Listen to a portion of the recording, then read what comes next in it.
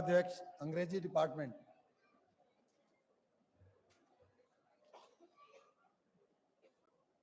मैं प्रोफेसर रेखा तिवारी अंग्रेजी विभाग के नियमित पाठ्यक्रम के पीएचडी उपाधि के 6 शोधार्थियों एवं पत्राचार पाठ्यक्रम के 212 अधिस्नातकों को प्रस्तुत करती हूँ, जिन्होंने नियम पूर्वक अध्ययन संपन्न कर डॉक्टर ऑफ फिलॉसफी एवं एमए की उपाधि की पात्रता प्राप्त की है।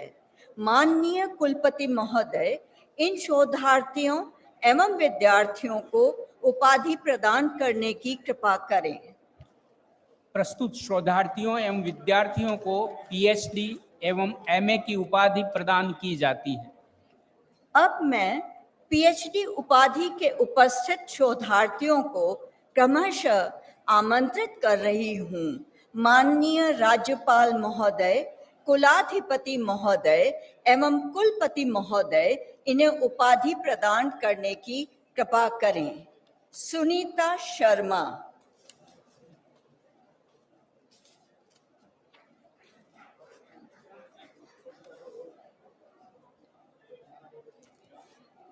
सौरभ भारद्वाज।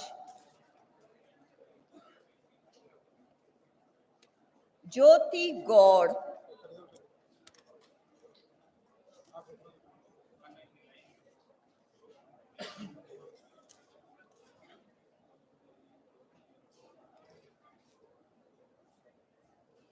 यादवी सिंह।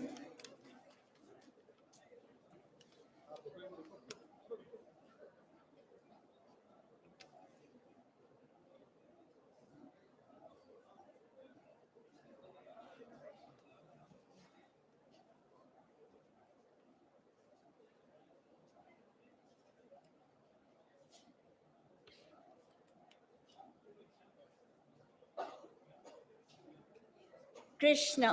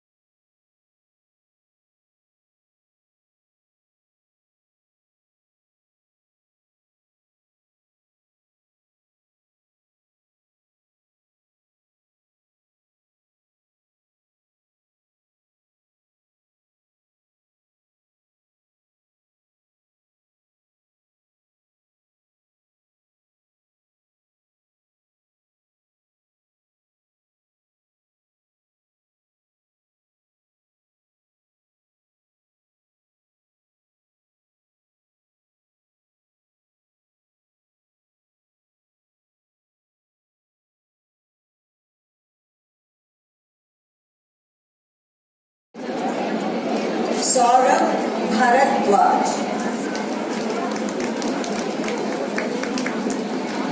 ज्योति गौड़।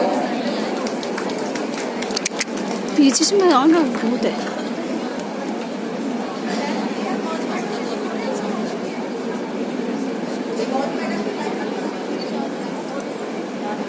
यादवी सिंह।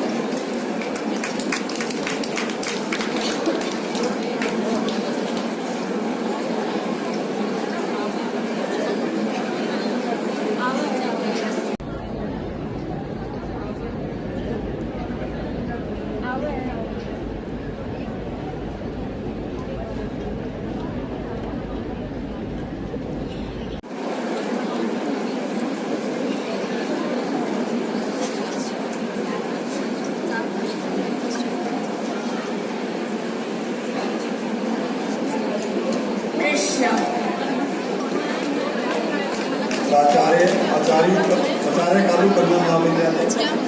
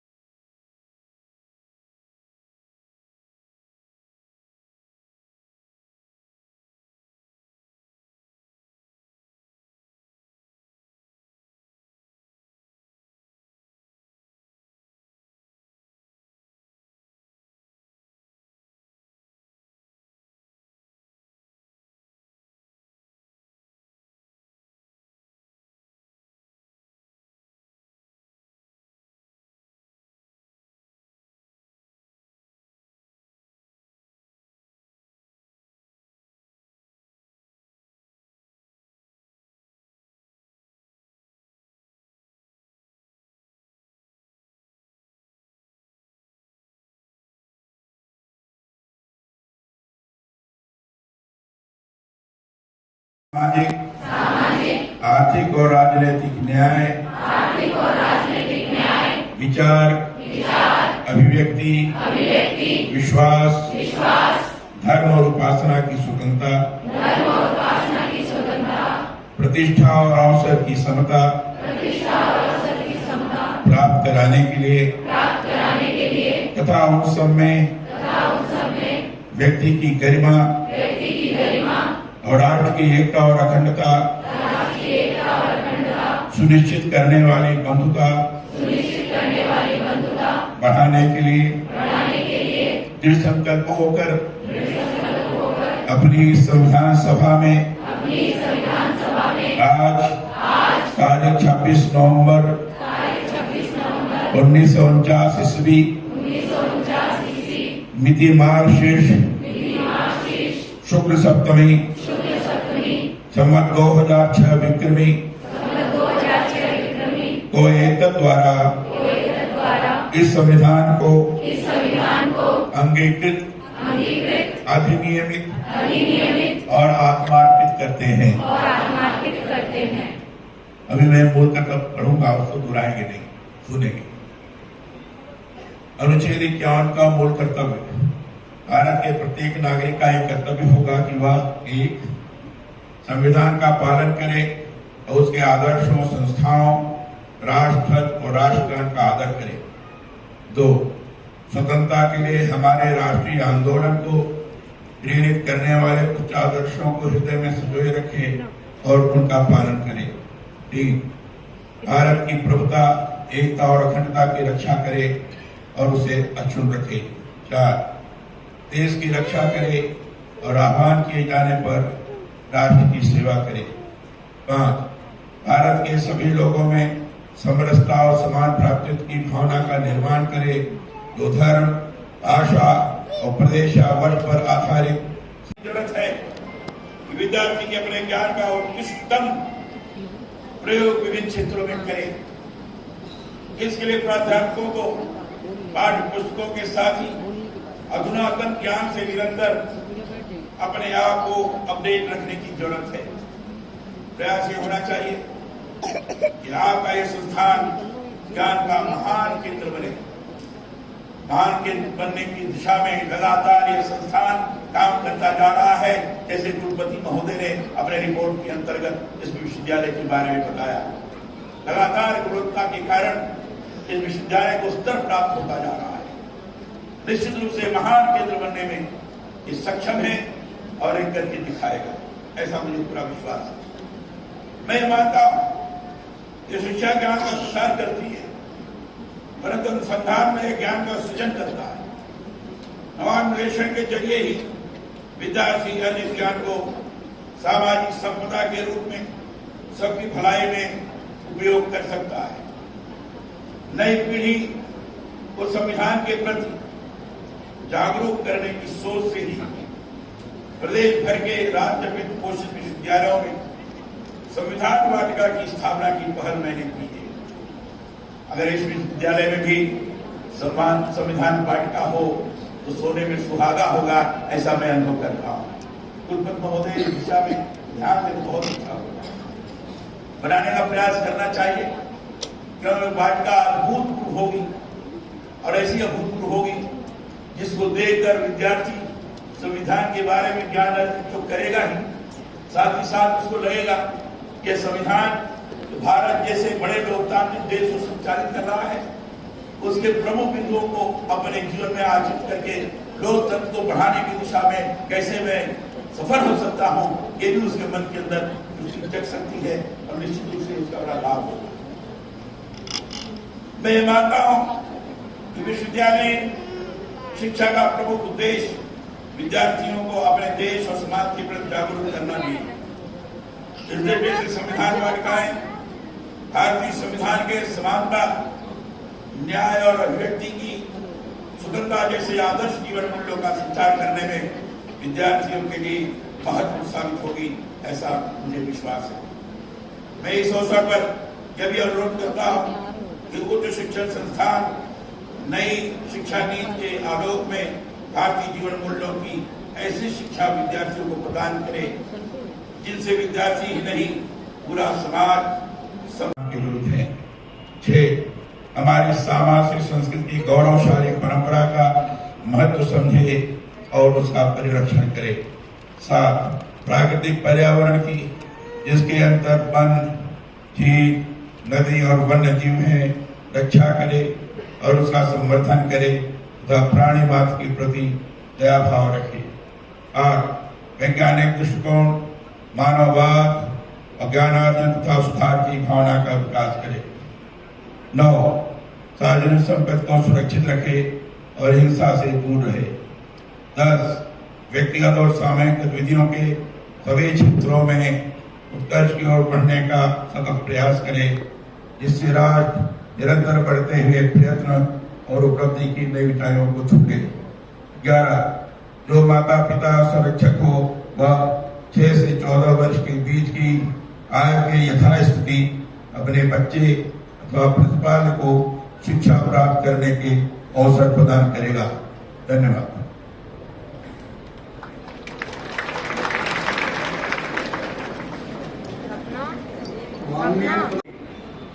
दीक्षांत का अर्थ ही है दीक्षित होकर नए जीवन में प्रवेश। मैं दीक्षा समारोह में यह बात विशेष रूप से कहता रहा हूं कि दीक्षांत शिक्षा का अंत नहीं बल्कि शुरुआत है। ऐसी शुरुआत जिसके अंतर्गत सीखे हुए ज्ञान का उपयोग विद्यार्थी भावी जीवन के निर्माण के लिए, समाज और राष्ट्र के उत्थान के लिए करता है। अब विद्यार्थियों के लिए यही वह मुकाम है जिसमें अर्जित ज्ञान का आलोक आप चहुओं फैला सकते हैं। शिक्षा वह आलोक है जिसे पूरा समाज प्रकाशित होता है।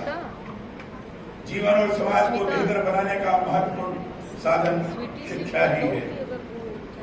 मुझे विश्वास है कि आज जैन विश्व भारती में जो शिक्षा आपने प्राप्त की है उससे अपने जीवन को तो आप सभी रोशन करेंगे ही, साथ ही इस विश्वविद्यालय के सिद्धांतों के अनुरूप अपने सामाजिक उत्तरदायित्वों का निर्वाह करते हुए समाज और राष्ट्र की भी सेवा करेंगे।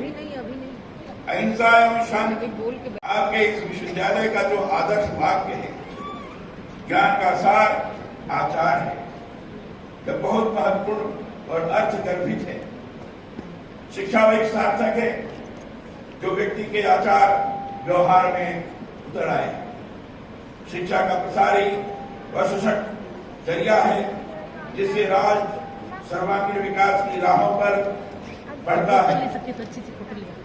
देश के संसाधनों के बेहतर उपयोग को भी शिक्षा के जरिए ही सुनिश्चित किया जा सकता है। इससे लोकतांत्रिक प्रणाली के प्रति युवा पीढ़ी का विश्वास कायम होता है। मैं ये मानता हूं कि सशक्त लोकतंत्र का बड़ा आधार कोई है तो शिक्षा ही है। इसलिए सार्वजनिक और निजी क्षेत्र को मिलकर शिक्षा के चौमुखी प्रसार के लिए सभी स्तरों पर प्रभावी प्रयास की जरूरत है। शिक्षा का प्रसार हो, परंतु यह भी ध्यान देने की जरूरत है कि शिक्षा विद्यार्थी के जीवन को करने वाली गुणवत्तापूर्ण हो। शिक्षा का प्रमुख जरिया है पुस्तकें, यह बहुत महत्वपूर्ण है।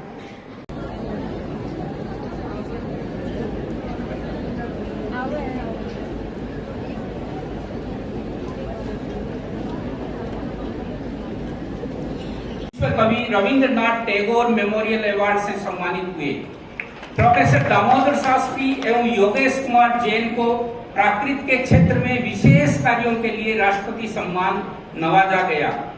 Higher education and review magazine Bangalore द्वारा 2019 के लिए किए गए निजी एवं मान्य विश्वविद्यालयों के सर्वे में भारत के श्रेष्ठ 25 मान्य विश्वविद्यालयों की सूची में संस्थान को 10वां स्थान मिला। यह संस्थान के लिए गौरव की बात है। संस्थान